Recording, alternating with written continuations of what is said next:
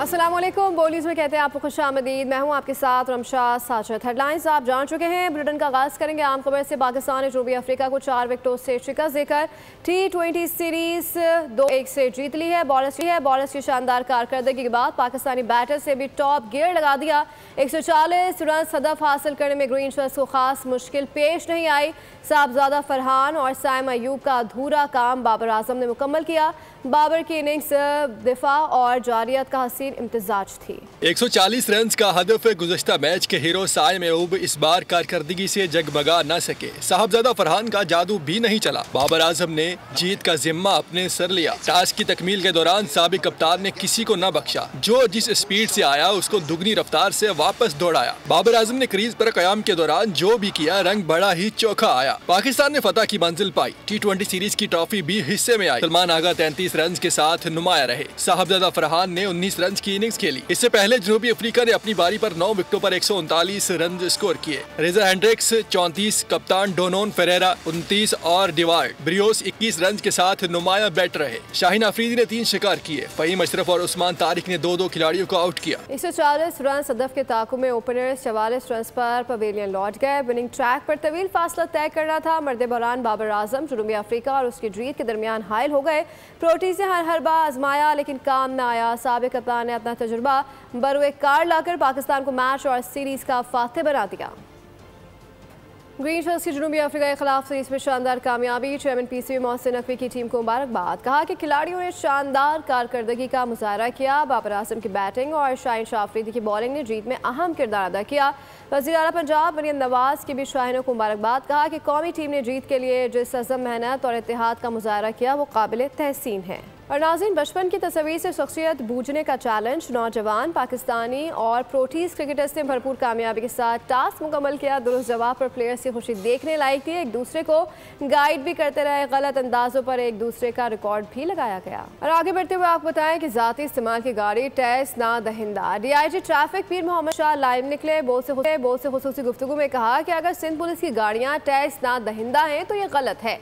किसी की भी गाड़ी हो वो कानून से ऊपर नहीं है। अगर ऐसा मामला है तो मुताल्लिका महकमे से रब्ता किया जाएगा। महकमा एक्साइज एंड टैक्सेशन ने वेबसाइट पर लिखा है तो सही होगा। अगर हुकूमती इदारे लीज नहीं करेंगे तो सवाल उठेगा। अगर ऐसा है तो ये गलत है। कोई भी कानून से ऊपर तो नहीं है, भले वो किसी की भी गाड़ी हो, सरकारी हो या प्राइवेट। तो अगर ऐसा मामला है तो ये ज़रूर गवर्नमेंट ऑफ सिंध जो है through taxation department, home department से टेकअप करेंगे और ये टैक्स एडजस्ट होंगे। तो अगर ऐसी खबर आई है और वेबसाइट पर उन्होंने लिखा है तो यकीनन सही होगा और इसको ठीक होना चाहिए, क्योंकि गवर्नमेंट के इदारे जब तक लीड नहीं करेंगे फ्रंट से तो नेचुरली उनका जो लेजिटिमेसी है वो क्वेश्चन उसके ऊपर उठेगा। और नाज़रीन, बरकी नाम और बर्क रफ्तारी से काम ई चलान निफास के 5वें रोज 4136 जुर्माने किए गए। सबसे ज्यादा शामत सीट बेल्ट ना बांधने वालों की आई। हेलमेट ना पहनने पर 812 और ओवर स्पीडिंग पर 116 चलान जारी किए गए। सिग्नल की खिलाफ वर्जी पर 169, ड्राइविंग के दौरान मोबाइल फ़ोन के इस्तेमाल पर 157 ई चलान जारी किए गए। 5 रोज में जारी होने वाले चलान की तादाद 22,869 हो गई। और ई चलान के खिलाफ सिंध हाई कोर्ट में एक और दरख्वास्त दायर कर दी गई है। दरख्वास्त में चीफ सेक्रेटरी सिंध, IG और DIG traffic, director general excise and taxation को और डायरेक्टर जनरल लादरा को फरीक बनाया गया है। दरख्वास्त गुजार ने मौके पर इख्तियार किया है कि ट्रैफिक कवानीन की खिलाफ वर्जी पर आयद किए गए जुर्माने इंतहाई ज़्यादा और गैर मुनसिफाना है। मुल्क के दीगर हिस्सों में खिलाफ वर्जी पर जुर्माना 200 रुपये है, जबकि कराची में 5000 रुपये तक जुर्माना किया जा रहा है। और कराची में ई चलान सिस्टम का नया कारनामा सामने आ गया। हैदराबाद के मुतासर शहरी सैफुल्ला खान का कहना है कि उन्हें घर पर चलान मौसूल हुआ मगर उस पर प्रिंट शुदा गाड़ी की तस्वीर और नंबर प्लेट उनकी गाड़ी से मुताबिकत नहीं रखती। ये वाज़ेह तौर पर सिस्टम की गलती है। कराची की ट्रैफिक पुलिस ने हैदराबाद के शहरी को ई चलान भेजा था। ये चालान जो है मुझे कल मौसूल हुआ है। मेरे घर पे मेरे एड्रेस पे पहुंचा था। मैंने रिसीव किया तो मैंने इसको चेक किया तो इसमें जो प्रिंट हुआ है नंबर प्लेट है गाड़ी की और गाड़ी की जो पिक्चर है वो किसी और की है और बाकी जो डिटेल है इसमें गाड़ी की वो मेरी गाड़ी की डिटेल मेंशन हुई है, एड्रेस मेरा मेंशन हुआ है। और मेरा ये मुतालबा है कि इस चालान को फिलफौर ख़त्म किया जाए। मैंने इसके लिए कोरंगी का जो कंप्लेंट सेल है ट्रैफिक पुलिस का उसमें भी कंप्लेन कर दी है।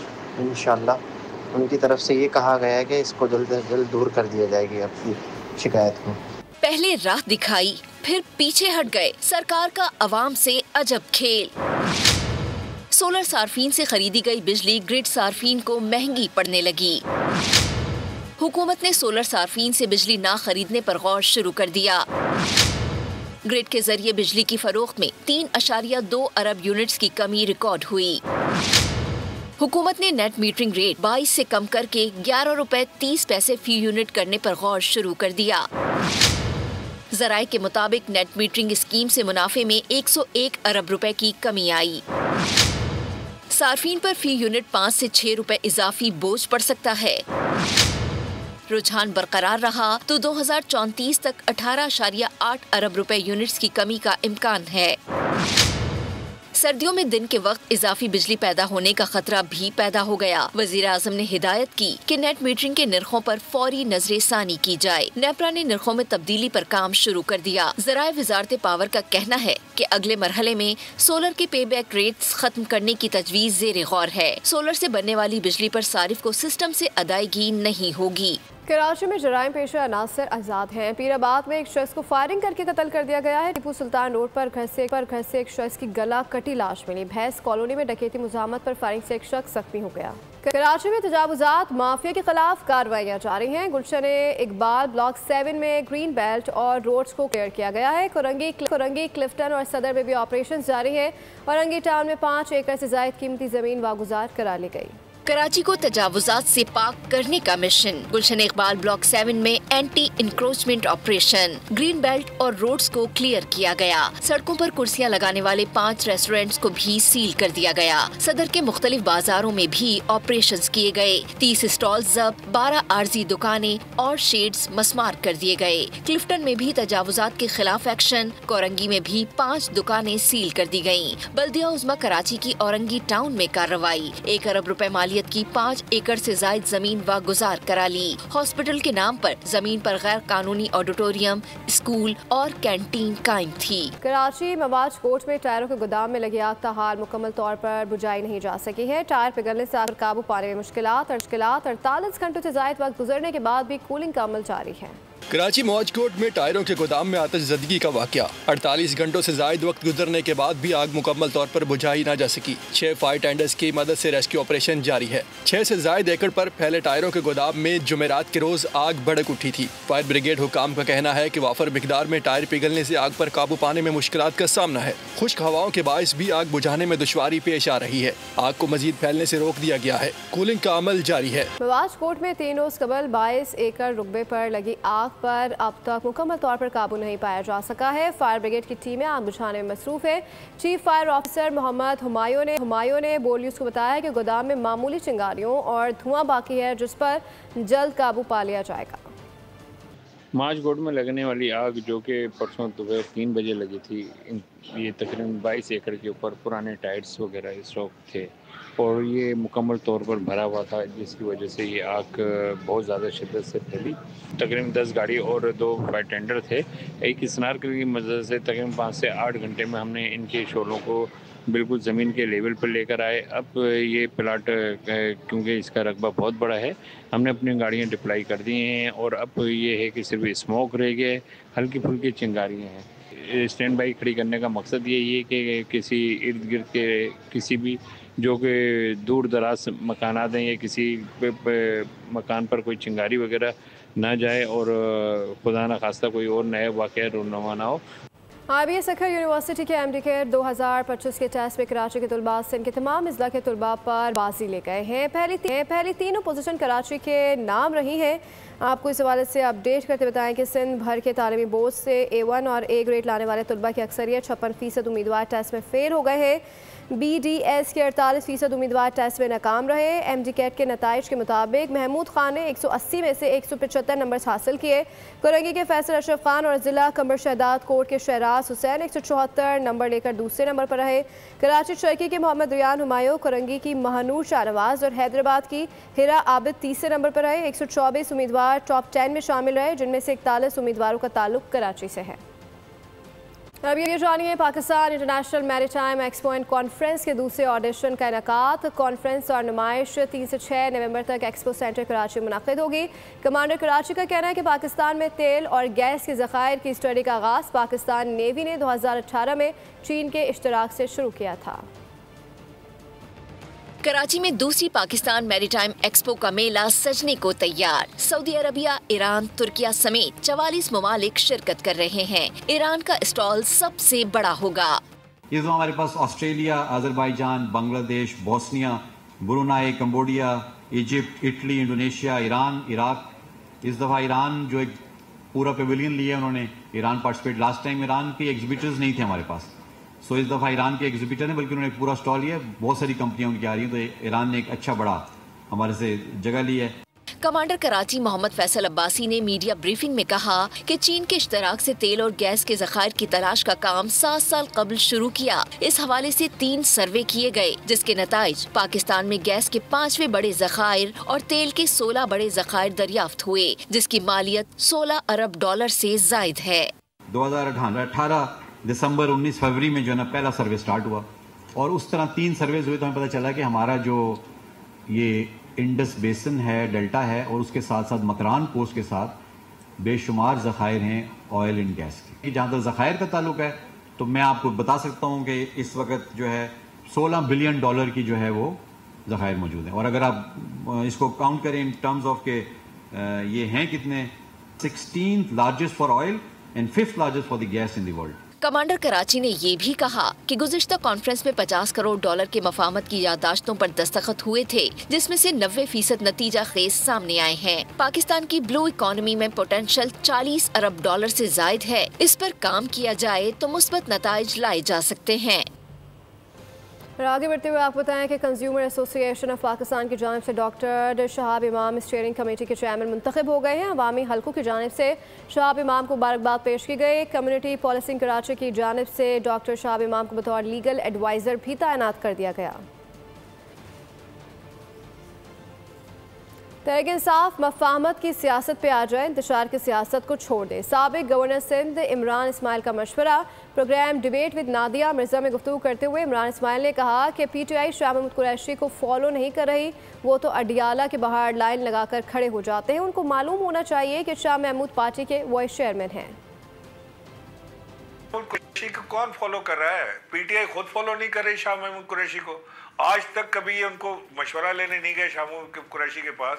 सारे के सारे लाइन लगा के अडियाला में लड़ते रहते हैं कि जी बस 6 आदमी कौन से होंगे मिलने वाले और कौन नहीं होंगे, कौन सी कमेटी में डाल दिया जाए, कौन सी कमेटी से निकाल दिया जाए। अच्छा। कौन आज तक PTI से गया शाह महमूद से मशवरा करने कि आगे जो मुहिम है उसको कैसे चलाया जाए, पार्टी को आगे कैसे ले जाया जाए। ओ भाई, तुम्हारा वाइस चेयरमैन है, 2 साल से जेल में है, 2.5 साल से, वो लिफ्ट ही नहीं कराते।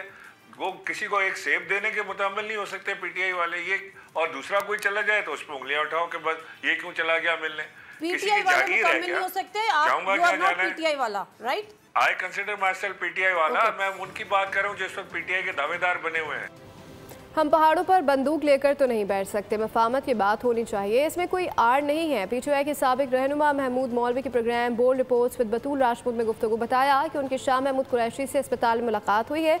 मजीद बोले कि हम तशद्दुद की सियासत नहीं चाहते।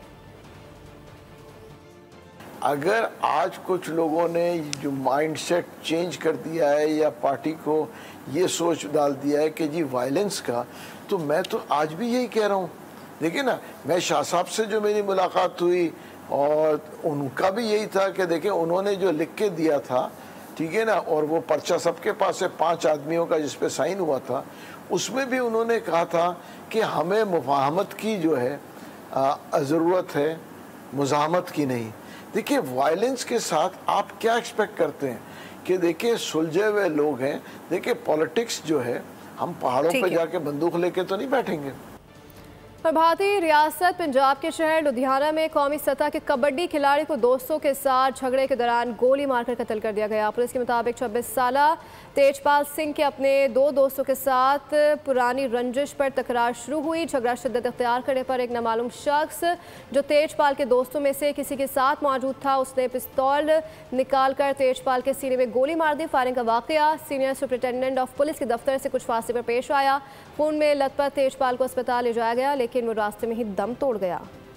नाज़रीन, क्रिस्टियानो रोनाल्डो की उम्र बढ़ने के साथ साथ फॉर्म में भी मज़ीद निखार आ रहा है। ऐसा तारीख में कभी नहीं हुआ कि 41 साल की उम्र में इतना फिट फुटबॉलर हमारे बीच है। साबिक पुर्तगाली स्टार फुटबॉलर नानी ने रोनाल्डो की तारीफ़ कर दी, कहा कि मैं रोनाल्डो की फ़िज़ीक देखकर हैरान हूँ। और अब ये जानिए, सखावती सफारतकारी को फ़रोग़ देने के लिए नोमैड आर्ट गैलरी ने 5 स्टार होटल के इश्तराक से दस्तकारी मेला सजाया, जिसमें गैर मुल्कियों ने भी बड़ी तादाद में शिरकत की। फहद चौधरी की रिपोर्ट देखिए। घरों में काम करने वाली खवातीन को बाख्तियार बनाने का अज़्म। नोमैड आर्ट गैलरी में हुनरमंद खवातीन की दस्तकारी की नुमाइश। क्राफ्ट फेस्टिवल में चारों सूबों गिलगित बल्तिस्तान आज़ाद कश्मीर के कारीगरों ने हाथ की कढ़ाई के मलबूसात, आराइशी अशिया और हाथ से तैयार करदा ज्वेलरी की नुमाइश की। ये 8वें साल में है अब ये nomad gallery and Serena hotels मिलके उनके कल्चर प्रोग्राम के नीचे करते हैं। बेसिकली पूरे पाकिस्तान को कवर करते हैं, चारों provinces, Gilgit Baltistan as well as Kashmir. Craft festival में मुकामी अफराद के साथ साथ गैर मुल्कियों की भी बड़ी तादाद ने शिरकत की। कारीगरों की भरपूर हौसला अफजाई की। कैमरामैन शबीर अहमद के साथ फहद चौधरी, बोल न्यूज़, इस्लामाबाद। अब ये जानिए, पाकिस्तान की मशहूर अदाकारा चकोरी को मद्दाहों से बिछड़े 15 बरस बीत गए, लेकिन फिल्म इंडस्ट्री में बेमिसाल फनकारा की याद आज भी जिंदा है। मज़ीद तफसीलात खुर्रम मलिक की रिपोर्ट में देखिए। और अब ये जानिए, जुल्म और ना इंसाफी से तंग रियाया बगावत पर उतर आई है। खतरनाक जंग छिड़ गई। थ्रिल से भरपूर web series Spartacus house of Usher का ट्रेलर जारी कर दिया गया। नए 7 दिसंबर में रिलीज की जाएंगे। इसी के साथ बुलेटिन से फिर वक्त इतना ही। सब्सक्राइब करें और बेल दबाएं ताकि कोई खबर रह न जाए।